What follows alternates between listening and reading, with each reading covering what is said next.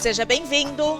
Eu sou a Ju e este é o seu podcast 100% em português, chegando para desejar uma ótima semana.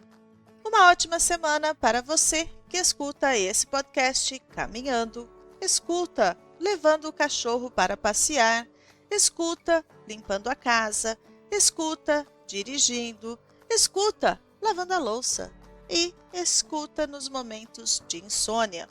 E que também escuta no momento agendado para desenvolver as suas habilidades em português. Nós, você e eu, somos o podcast Falar Português Brasileiro. Benjamin veio para o Brasil. Não sabia falar português fluente. Tinha muita dificuldade com o vocabulário e não entendia a diferença entre bolo e cake. Benjamin sempre comprava cake e pagava mais caro. E aí? Quer aprender de verdade? Acesse a minha página falarportuguesbrasileiro.com. Faça agora a sua inscrição para Todo Dia um Pouquinho. Este episódio e o anterior são sugestões de uma ouvinte e participante do programa Todo Dia um Pouquinho. Obrigada pela sugestão e por trazer esses temas para o podcast.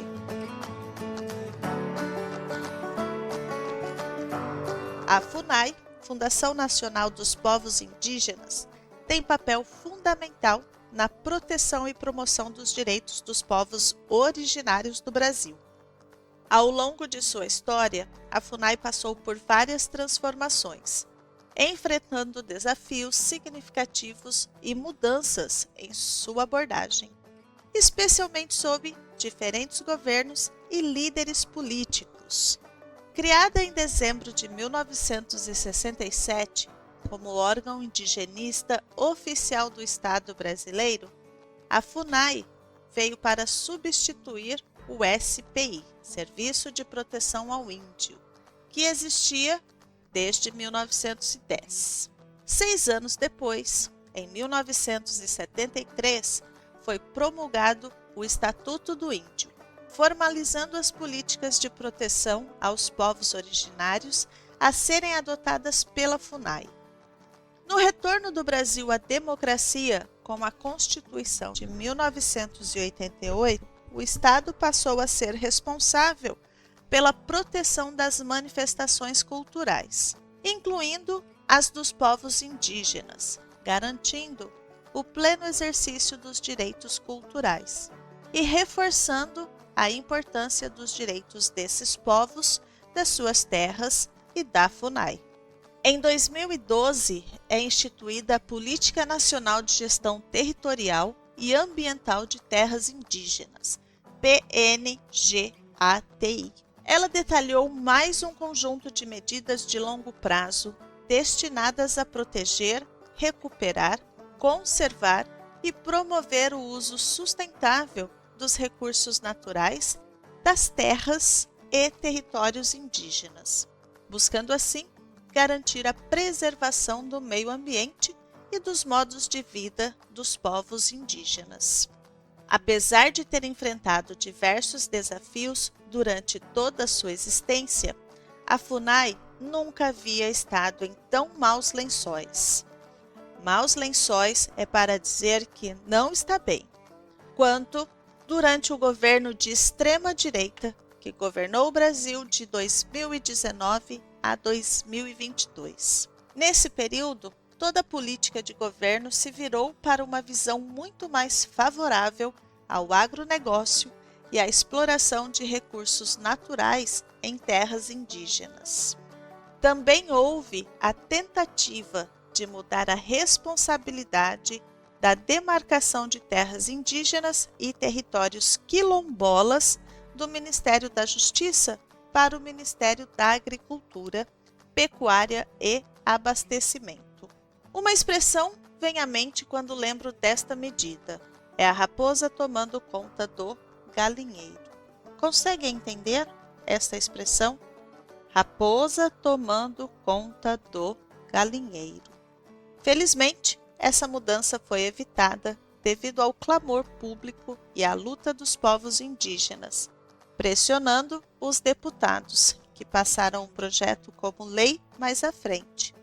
Porém, tirando as passagens que falavam sobre a mudança de demarcações. Uma outra tentativa clara de sabotagem da FUNAI foi a nomeação de um ex-missionário evangélico ligado à missão Novas Tribos do Brasil, conhecida mais recentemente por Etnos 360. Esta entidade se propõe a evangelizar indígenas até alcançar a última tribo. Isso num contexto em que o cristianismo vem apagando as culturas e fés indígenas desde a invasão deste continente. Com isso, em 2020, a FUNAI publicou uma instrução normativa que permitia que latifundiários e grileiros pudessem obter certificados de registros federais de imóveis em terras indígenas não demarcadas, dando margem para uma possível manobra para legalizar a grilagem dentro de áreas indígenas ainda não homologadas. Além destas medidas, também houve a substituição de funcionários de carreira por profissionais sem experiência na área, bem como a perseguição a servidores concursados. Muitos dos funcionários substituídos eram servidores experientes e comprometidos com a proteção dos direitos indígenas. Como o caso de Bruno Pereira, indigenista, servidor de carreira e especialista em indígenas isolados ou de recente contato, que foi assassinado junto com o jornalista britânico Dom Phillips.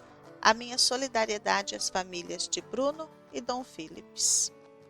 Durante uma visita em que fariam entrevistas com indígenas e ribeirinhos para um livro sobre a Amazônia, Bruno havia se retirado da FUNAI voluntariamente ao discordar de como a instituição vinha sendo comandada no governo da época. Entretanto, continuava se dedicando à sua missão de vida. Com o fim do governo de extrema-direita no Brasil, era de se esperar que a causa indígena voltasse a ganhar visão e força. Isto ainda está a se confirmar. É bem verdade que o governo atual, o terceiro mandato do presidente Lula, dá mais voz aos indígenas. Vemos isso pela criação do inédito Ministério dos Povos Indígenas, comandado por Sônia Guajajara.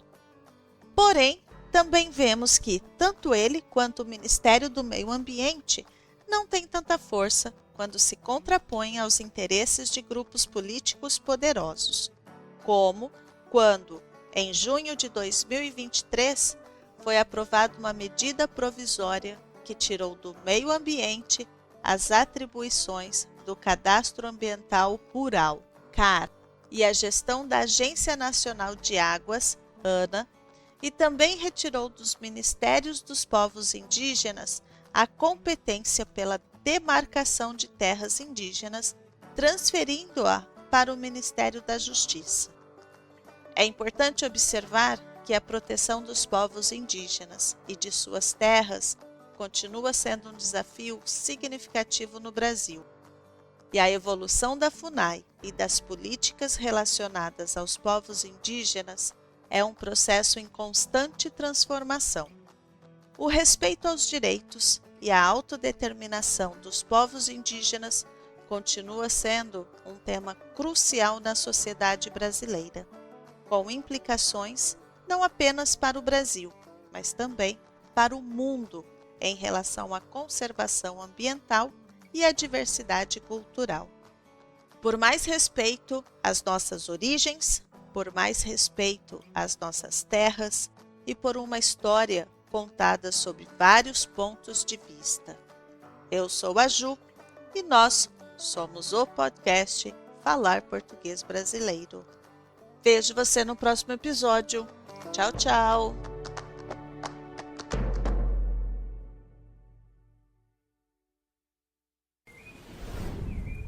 Esse episódio foi editado por Ricardo Gomes, da Apomorfia Podcast.